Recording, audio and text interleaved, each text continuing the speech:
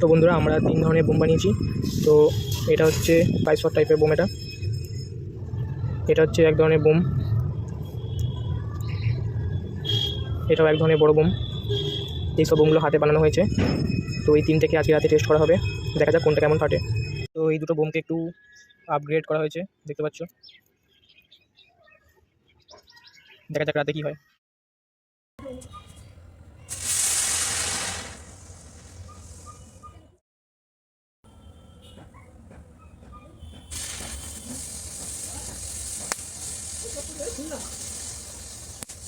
আমার মোবাইলে কাট নয়, এদিকে খুল, আমার দিকে খুল।